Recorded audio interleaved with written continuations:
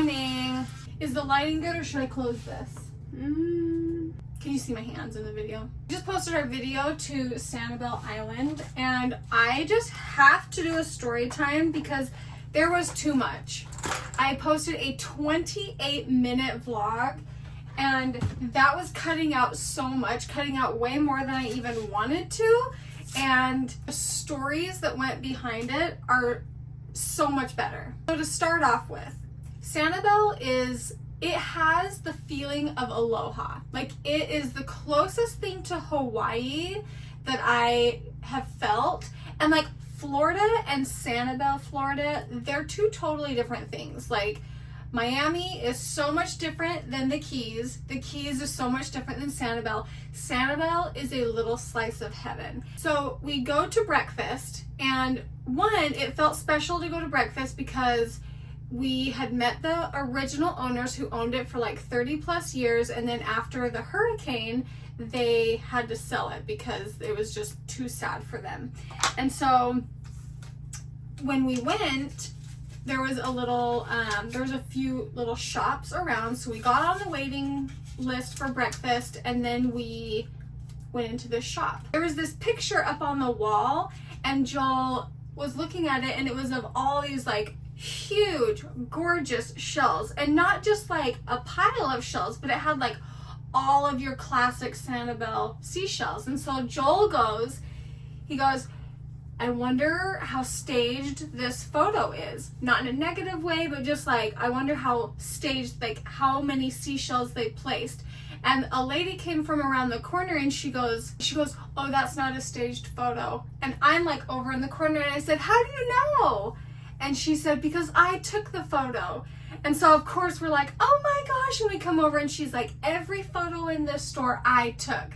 And we were just like, oh my word, that is so neat. We can't believe you took that. And I said, are the shells still like that right now? Because it doesn't seem like the shells are like this. And then she just got really sad and kind of somber. And then she got another customer. And I don't know, something in me was just like, you need to talk to her. You need to inquire with her. You need to visit with her, because I myself was feeling a little weepy that day anyway. I used to feel like me being emotional was a negative thing. I don't think it's a negative thing, but it is definitely something that I work around in my day-to-day life because I just get so emotional and I get so attached to people. So we were able to have this conversation and she tells me her little life story, and it was so touching. I was crying, she was crying, and I had this book picked out to buy and it wasn't her book. Turns out she's like not even a photographer. She just happened to be taking pictures when her and her husband would go and vacation to Sanibel every like so often. They loved it together. Her husband ended up passing away and we were bonding over how he passed away because of situations that have changed currently in my life now. While she took photos just for fun when her and her husband were in Sanibel, her husband said, you need to make these into postcards, and she kind of blew him off. After he passed away, she moved to Sanibel and started like trying more with her photography and ended up setting up shop in this little gift store. And she has made a book, and shortly after she moved to Sanibel there was the Hurricane Ian, and she documented all of it. Like, she took photos of all of it and then made it into this book, and she signed the book for me and we exchanged phone numbers, and it was just a really beautiful moment. And it was that felt so much more important to me. It was the whole feeling and vibe of meeting someone new, learning their story, and having empathy and compassion, and there was so much more to her story too. And little did she know, she was just healing a little part of me that day that was just so heartbroken. So for her, she probably felt like, oh, it was nice to like meet this girl and she made me feel better. That's what she said. She had no idea that she was such a, well, I told her, I'm like, you have made such a big difference for me. This is her book. I wonder if it's on Amazon. If it's on Amazon, I'll link it for you. And here's where she personalized the book to me. Oh, I don't want to get the pages dirty. I have tinted SPF on. Anyway, it's just really special knowing that it came from her. So, and it kind of shows the rebuild of Sanibel, and that was really special to me. The whole time that we were shelling with our friends, I was like giving the best shells away because I was just in my mind, I'm like, we're not capturing as many seashells as we did last year. I want my friends to have this experience of gathering all these wonderful shells. So I was just giving my shells away, and like I just had this little prayer in my heart of, you know, please send us good seashells so that I can make sure that these guys have a good time. So that was kind of my mindset. And every shark tooth, I did not keep one shark tooth. I gave each of the boys that were there, and like anyone, well, yeah, that's all I had was boys. Anything that I found, I gave away because I already have plenty. And for me, the experience of being there and watching them experience the joy of what I've experienced in the past was everything that I needed. On the last day, our friends went straight home, the last day that we were in Sanibel, and Joel and I both were just like, we have to go back to the beach. And Cody and Boston, they were like, we don't want to go back to the beach. So they went home with our friends, and me, Olivia, and Lincoln went to the beach that last day. And they missed out.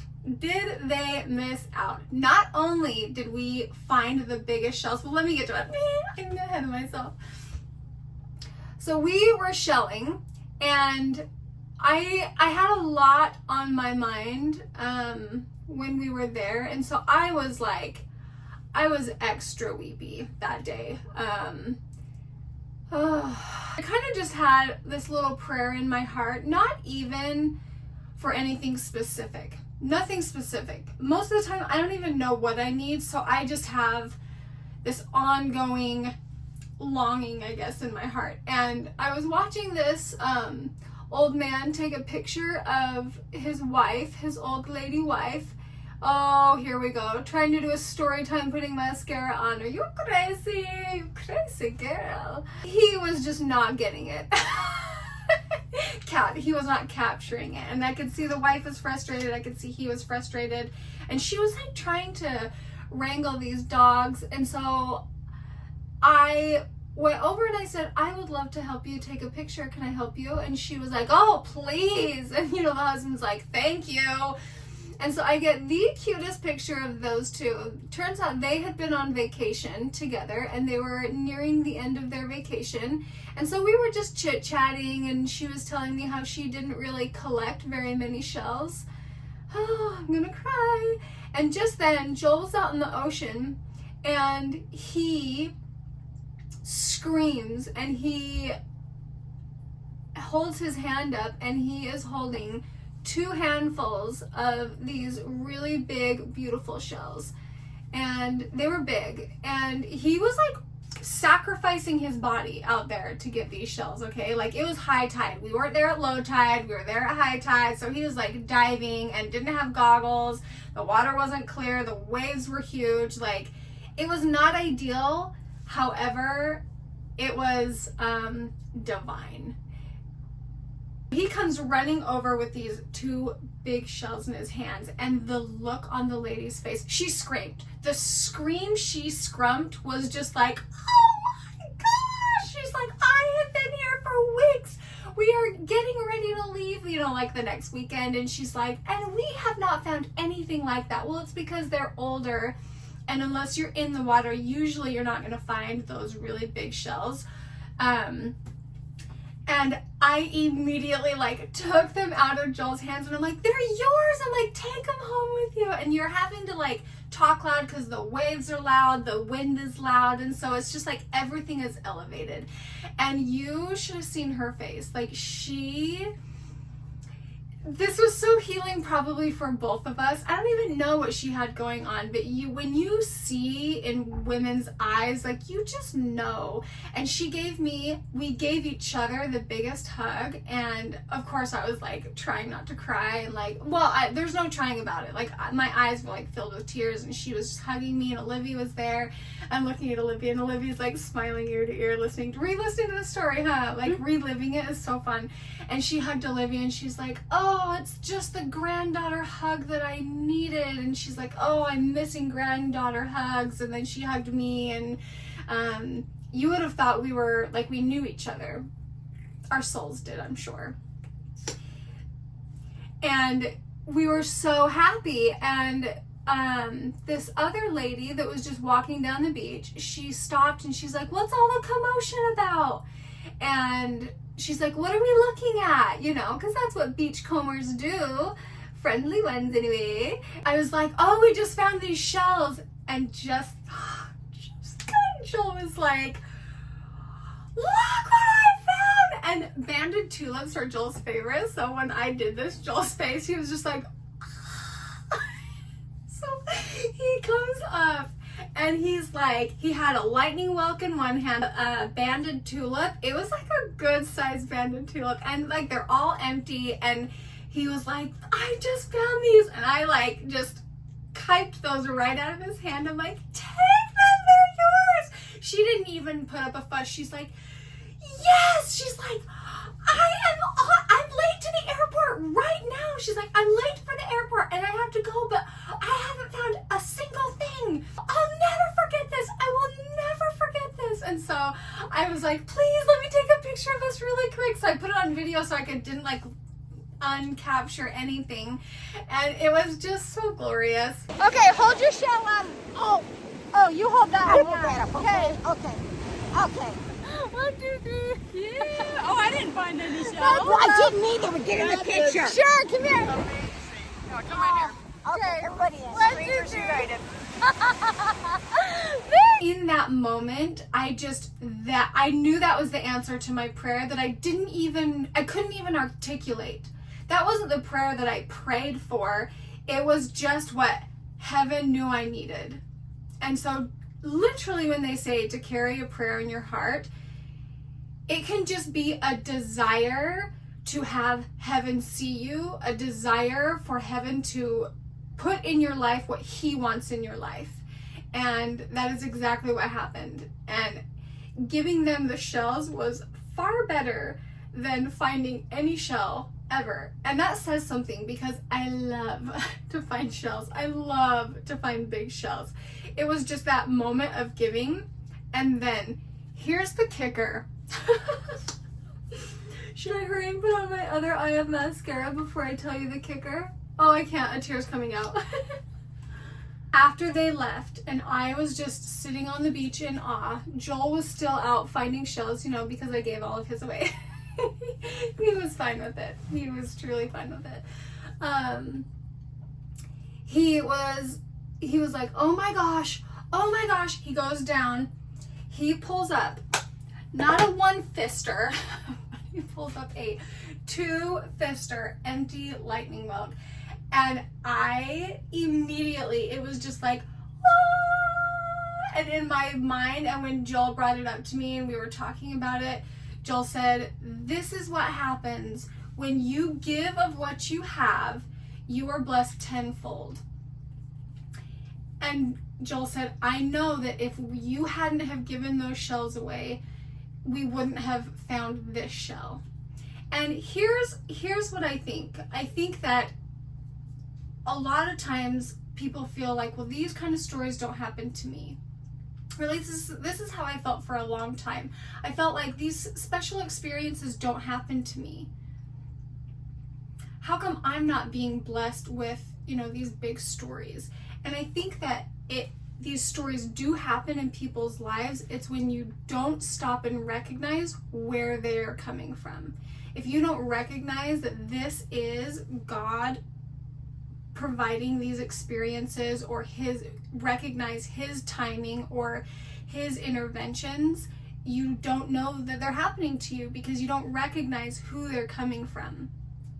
I don't make videos like this very often, talking about this very often, because it is just really painful, some of the things that people say and the way they twist it, and I'm just trying really hard not to even think about what people can say about this. I'm just genuinely telling you my experience, and I know that it will resonate with people because we are all in the same boat.